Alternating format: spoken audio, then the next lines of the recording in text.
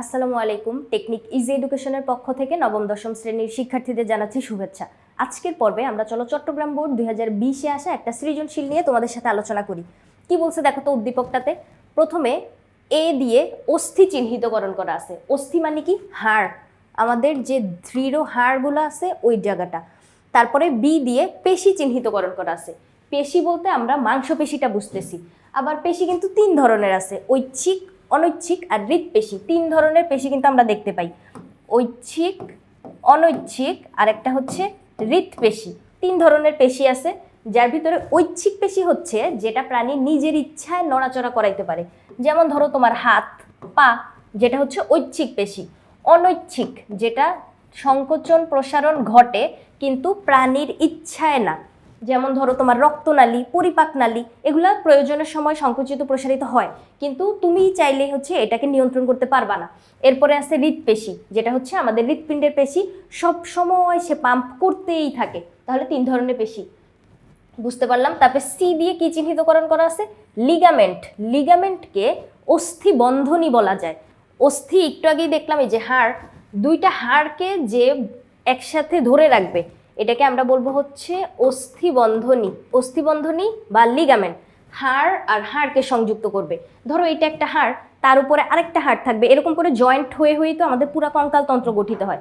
তাহলে এই যে তোমার একটা হাড়, উপরে আরেকটা হাড়, এই দুইটা হাড়কে ধরো আমি এই জায়গাটায়, এই দুইটা হাড়কে উপর থেকে স্কচ টেপ দিয়ে নিচ পর্যন্ত লাগাই দিলাম, এভাবে স্কচ টেপ দিয়ে পুরাটা আটকাই দিলাম। এই যে স্কচ টেপের যে কাজটা, এটাই হচ্ছে লিগামেন্ট করতেছে। এরপরে দেখো টেন্ডন। টেন্ডন কি করতেছে? তোমার যে পেশি আর হাড় এই দুইটাকে সংযুক্ত করতেছে, পেশির সাথে হাড়কে সংযুক্ত করবে, এটাই হচ্ছে টেন্ডনের কাজ। তাহলে টেন্ডন কি করবে? পেশি আর হাড়কে সংযুক্ত করবে। তাহলে চলো এবার ক খ গ ঘ চারটা প্রশ্ন কি বলছে দেখো তো। ক নাম্বার কিন্তু এক নাম্বারের জন্য, মানে একের জন্য শুধু একটা জ্ঞানমূলক চরণ লিখবো। কি বলছে দেখো তো। এপিলেপসি কি? এপিলেপসি হচ্ছে এরকম একটা রোগ, যে রোগ হলে হচ্ছে খিঁচুনি হয়, মানে মস্তিষ্কের রোগ, কিন্তু সিমটমটা হচ্ছে খিঁচুনি। দেখো আমরা মৃগী রোগ চিনি না? মৃগী রোগ ওয়ার্ড, এই নামটা তো শুনছো, বাংলায় মৃগী রোগ বলে।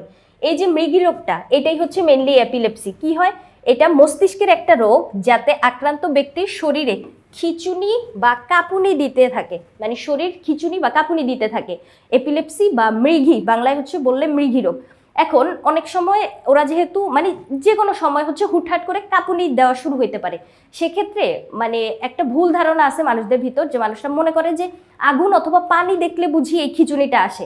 আসলে না, আগুন পানির সাথে এই রোগটার কোনো সম্পর্ক নাই। এই রোগটা হচ্ছে মানে আগুন পানিটা এই জন্য বিপজ্জনক, কারণ ধরো তুমি আগুনের পাশে যাওয়ার পরে তোমার খিঁচুনি শুরু হয়ে গেল, এখন তুমি ওই জায়গা থেকে সরে আসতে পারতেছো না, আগুন তো তোমার মানে শরীরে ক্ষতি করতে পারে। অথবা পানির কাছে গিয়ে যদি খিঁচুনি শুরু হয়, সেক্ষেত্রে তুমি পানিতে পড়ে গেলা, সাঁতার জানা সত্ত্বেও তুমি হচ্ছে উঠে আসতে পারতেছো না, এরকম সমস্যাগুলো হইতে পারে। এজন্য বলে যে আগুন আর পানি হচ্ছে মানে এই রোগীদের আগুন আর পানির কাছে যাইতে দেয় না। আসলে যে আগুন পানি এই রোগের সাথে মানে জড়িত এরকম কিছুই না।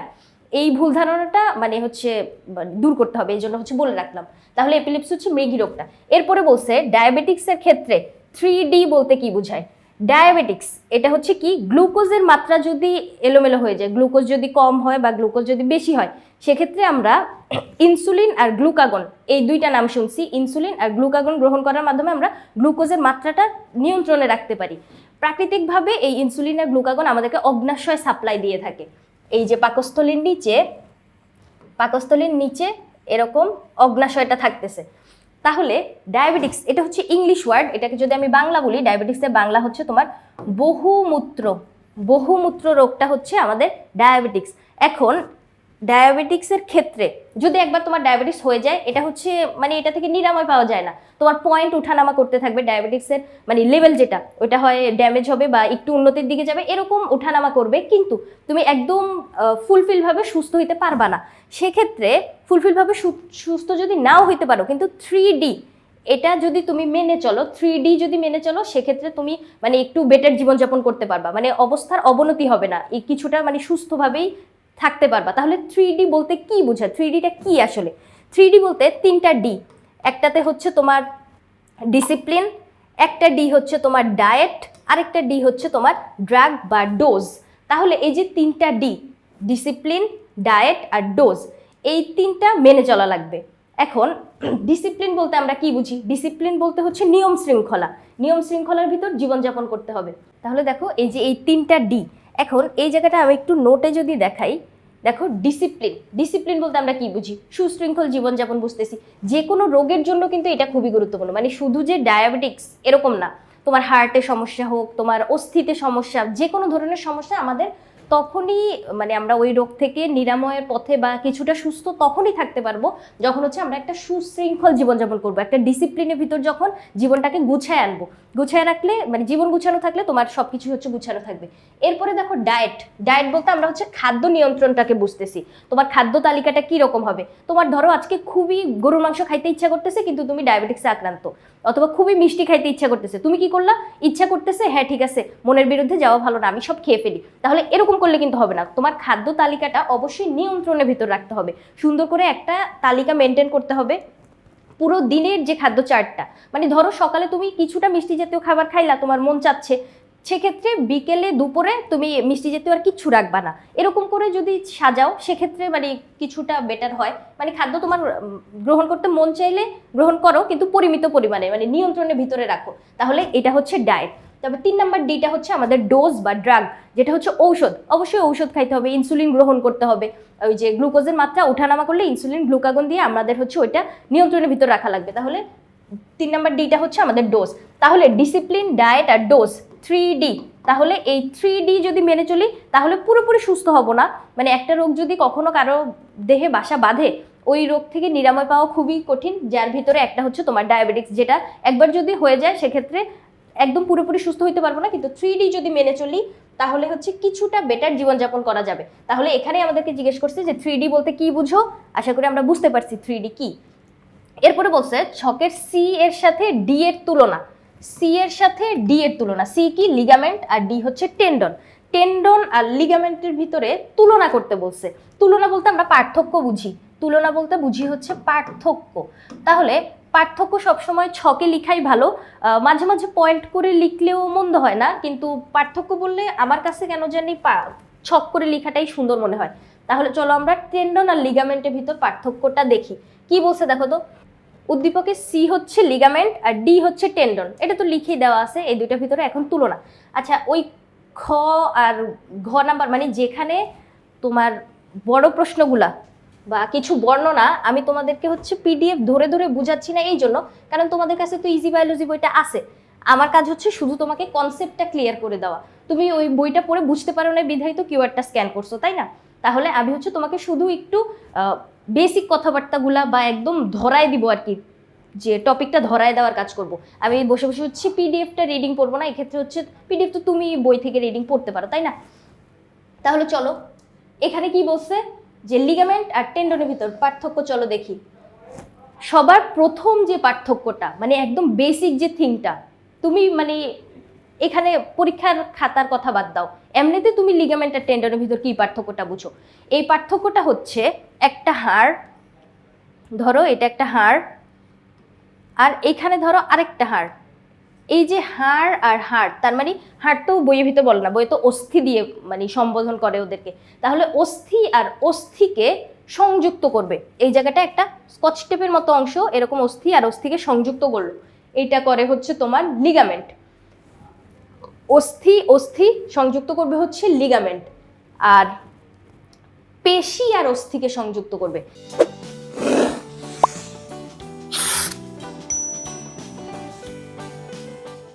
দেখো এই হলো একটা অস্থি। ধরো মানুষের দেহে, প্রাপ্তবয়স্ক মানুষের দেহে 206টা হাড় আছে।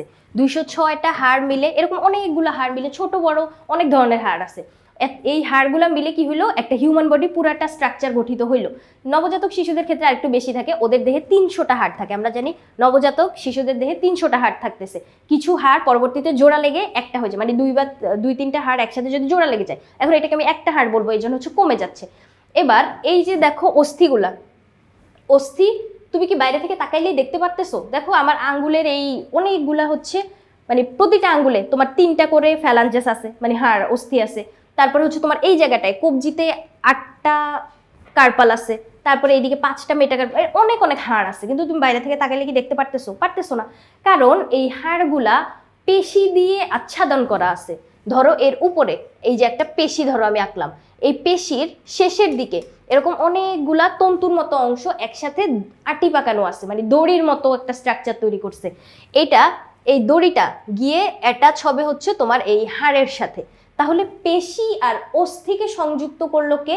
এই টেন্ডন হচ্ছে এই কাজটা করতেছে, পেশি আর অস্থিকে সংযুক্ত করতেছে। লিগামেন্ট কি করতেছে? অস্থি আর অস্থিকে সংযুক্ত করতেছে। ও তুমি এরকম একটা অলি কথাটা মনে রাখতে পারবা, অস্থি অস্থি লিগামেন্ট। তাহলে অস্থি অস্থিকে সংযুক্ত করতেছে কে? লিগামেন্ট। মানে আমি এভাবে মনে রাখি, অলি কথাটা মনে রাখি, অলি অস্থি, সরেওতে অস্থি, সরেওতে অস্থি, আর এটা হচ্ছে লিতে লিগামেন্ট। তাহলে অস্থি অস্থি সংযুক্ত করবে কে? লিগামেন্ট সংযুক্ত করবে। তাহলে বেসিক পার্থক্য হচ্ছে এই জায়গাটা, যে অস্থি অস্থিকে সংযুক্ত করবে লিগামেন্ট, আর পেশি আর অস্থিকে সংযুক্ত করবে টেন্ডন। কেমন? এরপরে চলো দেখি যে খাতায় কি কি লিখবো।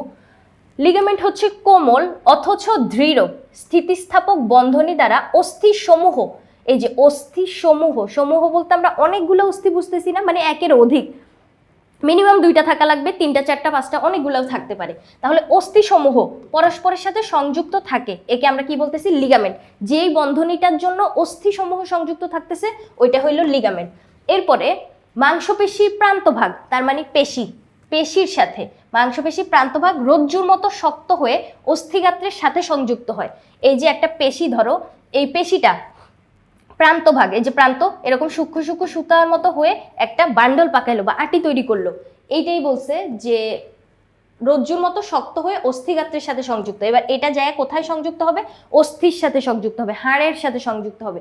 এই যে বন্ধনীটা, এটাকে বলতেছি হচ্ছে আমরা টেন্ডন। তারপরে কি বলছে?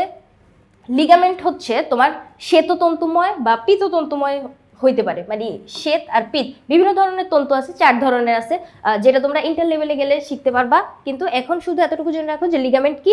শ্বেততন্তুময় আর পীততন্তুময়। আর এইদিকে টেন্ডন হচ্ছে শুধুমাত্র শ্বেততন্তুময় যোজক টিস্যু দ্বারা গঠিত। এখন যোজক টিস্যু কেন? ওরা দুইজনেই কিন্তু যোজক টিস্যু, লিগামেন্ট আর টেন্ডন দুইজনেই কিন্তু যোজক টিস্যু। যোজক টিস্যু কি? যোজক টিস্যু হচ্ছে এরকম টিস্যু যেখানে মাতৃকার পরিমাণ খুব বেশি থাকে কিন্তু কোষের পরিমাণ কম থাকে, এগুলারে আমরা বলবো হচ্ছে যোজক টিস্যু। এরপরে লিগামেন্টের স্থিতিস্থাপকতা বেশি আর ওইখানে স্থিতিস্থাপকতা তুলনামূলক কম। স্থিতিস্থাপকতা বলতে তোমার হচ্ছে, মানে আমি যদি এটাকে আঘাত করি বা ছিঁড়তে চাই সেক্ষেত্রে লিগামেন্ট সহজে ছিঁড়বে না, মানে স্থিতিস্থাপকতা বলতে ফ্লেক্সিবিলিটি বলতে পারো, ওইটা হচ্ছে বেশি। আর এটা হচ্ছে কিছুটা ওর তুলনায় কম। আরেকটা ভালো কথা বলি, মানে এটা হচ্ছে তুমি পরীক্ষার খাতায় ইনক্লুড করার দরকার নেই, এমনি বেসিক জেনে রাখার জন্য বলি। লিগামেন্ট যদি কখনো ছিঁড়ে যায়, এই যে এগুলো তো ইলাস্টিক তন্তু না, লিগামেন্ট হচ্ছে তোমার ফিতার মতো বা চওড়া হয়, মানে সাদা এরকম চওড়া, অস্থির সাথে অস্থিকে আটকে রাখে স্কচ টেপের মতো। তাহলে ওইটা যদি কখনো ছিঁড়ে যায়, ছিঁড়ে যাইতে পারে কিন্তু অনেক উপর থেকে যদি তুমি জাম্প করো অথবা ভারী কিছু যদি তুলতে যাও, সেক্ষেত্রে লিগামেন্ট যদি কখনো ছিঁড়ে যায় ওইটা কিন্তু রিপেয়ার হইতে পারে। তার মানে তুমি যদি লিগামেন্ট ছিঁড়ে যাওয়ার কোনো সমস্যায় আক্রান্ত হও সেক্ষেত্রে তুমি সুস্থ হইতে পারবা, কিন্তু টেন্ডন যদি একবার ছিঁড়ে যায় সেক্ষেত্রে কখনোই সুস্থ হব না, কখনো এটা হচ্ছে আবার মানে রিপেয়ার হয় না, সুস্থ হয় না। এটা হচ্ছে বেসিক, এমনি জেনে রাখতে পারো। কারো যদি তুমি লিগামেন্ট ছিঁড়ে যেতে দেখো সেক্ষেত্রে আমাদের একটা হোপ থাকে যে হ্যাঁ এটা হচ্ছে আবার মানে ঠিক হবে। তাহলে এই কথাটা হচ্ছে তোমার পার্থক্য ভিতর দেওয়ার দরকার নেই, আবার হঠাৎ মনে পড়লো তাই বললাম। এরপরে কি বলছে? তন্তুগুলো পীতবর্ণের প্রশাখাযুক্ত আর ওইটা হচ্ছে শাখাবিহীন। লিগামেন্টে কি থাকতেছে? শাখা প্রশাখা থাকতেছে, আর এই জায়গায় কোনো শাখা প্রশাখা নাই। এরপরে হাড়কে আটকে রাখে, ওই যে হাড়ের সাথে হাড়কে সংযুক্ত করে, এটা তো আমরা বললামই, হাড়কে আটকে রাখে, এতে অঙ্গটি সব দিকে সোজা বাঁকা হয়ে নড়াচড়া করানো যায়। হাড়ের সাথে হাড় যদি আটকায় না রাখতো, মানে স্থানচ্যুত যদি হয়ে যেত, মনে করো এই যে একটা অস্থি, নিচের দিকে আরেকটা অস্থি, এটা একটা জয়েন্ট, এই জয়েন্টের কারণেই কিন্তু এই যে দেখো আমার হাতের এই যে হিউমেরাসটা আর এখানে আরো 2টা অস্থি আছে, এই জায়গাটার এই যে জয়েন্টটা, এটার কারণেই, জয়েন্টের কারণেই আমি কোনইটাকে কাছে আনতে পারতেছি, দূরে নিতে পারতেছি, এরকম মুভমেন্ট করতে পারতেছি। এই জয়েন্টের জায়গাটায়, অন্য জায়গায় কি তুমি মুভমেন্ট করতে পারতা? তুমি যদি এই জায়গায় মুভমেন্ট করতে চাইতা তাহলে তো তোমার এই জায়গাটা ভেঙেই যেত, তাই না? আবার আমি এই জায়গাটা মুভমেন্ট করতে পারতেছি, কবজিটা, কারণ এখানে অনেকগুলো অস্থি সন্ধি আছে, যে জায়গায় জয়েন্ট থাকবে ওই জায়গাটায় হচ্ছে তুমি মুভ করতে পারবা, এই যে মুভমেন্ট করা যাচ্ছে। কেমন? এখন এই মুভমেন্ট করার জন্য হাড় দুইটাকে আটকায় রাখতেছে কে? লিগামেন্টটা। এখন ধরো লিগামেন্ট যদি না থাকতো, তোমার এই হাড়টা যে কোনো দিকে সরে যাইতে পারতো না। আমি কি বলছিলাম, স্কচ টেপের মতো কাজ করে। তাহলে এই দুইটাকে স্কচ টেপের মতো একসাথে ধরে রাখতেছে, কিন্তু স্কচ টেপটা যদি বাইরে থেকে না থাকতো, তাহলে তুমি ধরো অনেক জোরে দৌড়াদৌড়ি করতেছো, মুভ করতেছো, হাত থেকে গেছে সরে, এরকম হয়ে গেলে তো ঝামেলা। সেক্ষেত্রে এই যে অস্থিকে নড়াচড়া করাইতে সাহায্য করে, আর হাড়গুলো যাতে স্থানচ্যুত আর বিচ্যুত না হয়।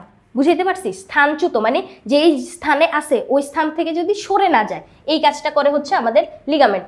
এরপরে দেহ কাঠামো গঠন ও দৃঢ়তা দানে সাহায্য করে, অস্থিবন্ধনী গঠনে সাহায্য করে এবং চাপ আর টানের বিরুদ্ধে যান্ত্রিক প্রতিরোধ গড়ে তোলে। এই কথাটা আমি একটু বুঝাই। দেখো টেন্ডন কি করতেছে, তোমাকে হচ্ছে অস্থিগুলো সঞ্চালন করাইতে সাহায্য করতেছে, নড়াচড়া চলনে সাহায্য করতেছে। তারপরে হচ্ছে তোমার যান্ত্রিক প্রতিরোধ। ধরো এই জায়গাটায় আমি একটা দড়ি বাঁধলাম, বেঁধে টান দিলাম, আমার হাতটা সহ উঠে আসলো, দেখো টান দিলাম উঠে আসলো। এরকম আমি কিভাবে হাড়গুলা নড়াচড়া করাইতে পারতেছি?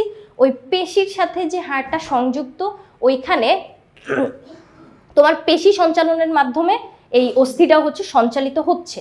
তাহলে এই কাজটা করে হচ্ছে, মানে শেষের ঘরটাতে হচ্ছে আমরা কাজ বা উদাহরণ কিন্তু পার্থক্যের বিষয় হিসেবে দিতে পারি। তাহলে এখানে হচ্ছে এটার টেন্ডনের কাজ হচ্ছে এরকম, অস্থি সঞ্চালনে সাহায্য করে, পেশি আর অস্থির সমন্বয়েই কিন্তু আমরা হাঁটাচলা করতে পারি। আর ওই জায়গাটায় কি হইলো, ওরা হচ্ছে তোমার স্থানচ্যুত হইতে বাধা দেয়। এছাড়াও আরো কিছু উদাহরণ যদি আমি বলি, পার্থক্য, যে লিগামেন্ট কিন্তু তোমার মাঝে মাঝে শক্ত হয়ে যাইতে পারে। লিগামেন্টটা কোথায় থাকতেছে দেখো, হাড়ের সাথে থাকতেছে না? এই যে হাড়ের সাথে, হাড় তো ক্যালসিয়াম দ্বারা গঠিত, ক্যালসিয়ামের বিভিন্ন যৌগ জমা হয়ে হয়ে হাড়টা দৃঢ় হয়। তাহলে এই যে ধাতু বা ক্যালসিয়াম যখন যৌগগুলো জমা হইতে থাকে, ওর পাশে দিয়েই তো লিগামেন্টটা আছে। লিগামেন্টেও যদি কখনো ক্যালসিয়াম জমা হয়ে যায়, সেক্ষেত্রে ক্যালসিয়ামের মানে সংস্পর্শে, ক্যালসিয়াম তো শক্ত হয়ে যাবে ধাতু, তখন লিগামেন্টটাও মাঝে মাঝে শক্ত হয়ে যায়। এই সমস্যাটাকে বলে হচ্ছে তোমার ক্যালসিটোনিন।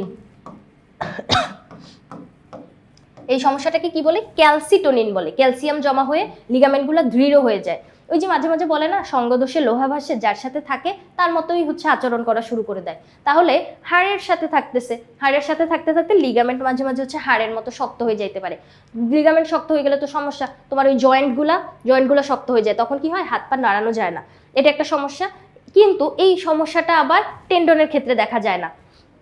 ক্যালসিটোনিন ঘটনাটা লিগামেন্টে ঘটলেও টেন্ডনে কিন্তু এই ঘটনাটা ঘটে না। তাহলে টেন্ডন এই দিক থেকে ভালো, আবার ওই যে সুস্থ হওয়ার দিক থেকে আবার লিগামেন্ট ভালো। এরকমই ভালো খারাপ মিলিয়ে হচ্ছে মানে আমাদের পুরা হিউম্যান বডিটা স্ট্রাকচারটা গঠিত হইল। তাহলে আমি এইখানের পার্থক্যটা বুঝাইতে পারছি আশা করি। যে এক্সট্রা কথাগুলো বলছি ওগুলোও চাইলে তুমি ইনক্লুড করতে পারো। তারপরে এইখানটায় কি বলা আছে দেখো তো, বড় ঘতে কি বলা আছে, যে প্রাণীর চলনে ABCD এর ভূমিকা। তার মানে চলাচলের ক্ষেত্রে ABCD কিভাবে ভূমিকা পালন করে। ABCD কি? অস্থি, পেশি, লিগামেন্ট, টেন্ডন। এইগুলা ভূমিকা পালন করে এইভাবে, ওরা সবাই মিলেমিশে কাজ না করলে মানুষ কখনোই হচ্ছে মানে চলাচল করতে পারতো না, বা বিভিন্ন ধরনের কাজকাম আমরা যেই হাত পা নড়ায় যে কাজগুলা করি ওগুলা কখনোই হচ্ছে করা যাইতো না যদি এই সব কিছু অস্থি, পেশি, লিগামেন্ট, টেন্ডন একসাথে কাজ না করতো। আচ্ছা দেখো আমি একটু বুঝাই। অস্থি কি এটা তো জানি, হাড়। এখন হাড়টা আমি মুভমেন্ট করাবো, হাড় তো একা একা মুভমেন্ট হবে না, কারণ হাড়ে তো কোনো উদ্দীপনা পরিবাহিত হয় না, বা স্নায়ুগুলা তো হাড়ের সাথে সম্পৃক্ত না, হাড়ে কোনো উদ্দীপনা যায় না। কিন্তু উদ্দীপনা পেশিতে যায়। অস্থিতে কোনো উদ্দীপনা না গেলেও পেশিতে কিন্তু উদ্দীপনা যায়। এখন পেশিতে যখন উদ্দীপনা যাচ্ছে, পেশি তখন উদ্দীপনা পাইলে সংকুচিত হয় বা প্রসারিত হয়। তাহলে সংকোচন প্রসারণ হচ্ছে কার? পেশির ক্ষেত্রে। অস্থির ক্ষেত্রে আমরা এগুলো কিছুই দেখতে পাই না। অস্থি একদম নিরেট সলিড একটা শক্ত দণ্ডের মতো। এই যে ধরো একটা হাড় যদি আমি আঁকি, এই যে একটা হাড়, এটাতে কোনো উদ্দীপনা আসবে না, এটা কখনো সংকুচিত প্রসারিত হইতে পারবে না। তাহলে এটাকে আমরা নড়াচড়া করাবো কিভাবে? ও যদি একটা দৃঢ় সলিড বস্তু হয় তাহলে ওকে আমরা নড়াচড়া করাবো কিভাবে? নড়াচড়া তো আমরা করতেছি, এই যে দেখা যাচ্ছে কিভাবে করতেছি, পেশি আর অস্থি একসাথে কাজ করতেছে। এখন এই যে হাড়ের উপরে হচ্ছে পেশি আছে, যে মাংসপেশি, আচ্ছাদন করে আছে, হাড়ের উপরে মাংসপেশি আচ্ছাদন করে আছে। এখন ঐচ্ছিক পেশি আর কি, মানে পেশি যখনই আমি বলবো তুমি একটু ঐচ্ছিক পেশিটা ধরে নিবা, যেটা প্রাণী নিজের ইচ্ছায় মুভমেন্ট করতে পারতেছে, তাহলে ঐচ্ছিক পেশি এখানে তোমার আচ্ছাদন করে আছে। এখন পেশি আছে, পেশির ভিতরে তোমার উদ্দীপনা যাচ্ছে, পেশি সংকুচিত প্রসারিত হচ্ছে, তবুও তো এটা নড়াচড়া করানো সম্ভব না। ধরো এই জায়গার পেশিগুলা এই যে সংকুচিত প্রসারিত হচ্ছে, এই জায়গাটায় সংকুচিত প্রসারিত হচ্ছে, তবুও কি হাড়টাকে আমি নড়াইতে পারতাম? হাড়টাকে নড়ানোর জন্য আমার এখন আরো লাগবে টেন্ডন। এই পেশি যে আছে, পেশির প্রান্ত ভাগ, এখান থেকে অনেকগুলা তন্তুর মতো অংশ বের হয়ে এই হাড়ের সাথে সংযুক্ত হইল। তারপরে এই পাশ থেকেও, এইখান থেকেও, চারপাশ থেকে কি হইলো, সূক্ষ্ম সূক্ষ্ম এরকম অনেকগুলো তন্তু একসাথে আমি ধরে একটা আটি পাকাইলাম, একটা বান্ডেল তৈরি করলাম। এই বান্ডেলটা এখন একটা মোটা দড়ির মতো হয়ে গেছে না? এই দড়িটা যায় সংযুক্ত হয় হচ্ছে তোমার হাড়ের সাথে বা অস্থির সাথে। তখন ওই দড়িটা যখন তুমি টান দিচ্ছ, দড়িটা যখন টান দিচ্ছ, তখন হাতের অস্থিটাও এভাবে উঠে আসতেছে। তাহলে এই যে টেন্ডনটা, টেন্ডন কি করলো, তোমার ওই পেশি আর অস্থিকে সংযুক্ত রাখলো। এখন দেখো আমি যদি এরকম একটা হাত এঁকে দেখাই, কোনোই ভাঁজ বা বন্ধ, এই জায়গাটা হচ্ছে একটু সহজে, মানে কনসেপ্টটা বোঝার জন্য এই জায়গাটা একটু সহজ হয়। দেখো এই জায়গার যে মাসলটা, পেশিটা, উপরেরটাকে আমরা কি বলি, বাইসেপস বলি। এখন এই যে পেশি, তার নিচে দিয়ে কি আছে, আমাদের অস্থিটা আছে বা হাড়টা আছে। এখানে হাড়, আবার এইদিকেও আমাদের দুইটা হাড় আছে। তাহলে এইখানের যে অস্থিগুলা, এই অস্থির সাথে তোমার সংযুক্ত আছে কে, এই পেশিগুলার যে তন্তু এখানে এসে তোমার হাড়ের সাথে সংযুক্ত হয়েছে। তাহলে পেশির ভিতর যখন উদ্দীপনা যাচ্ছে তখন কি হবে, পেশিটা সংকুচিত প্রসারিত হবে।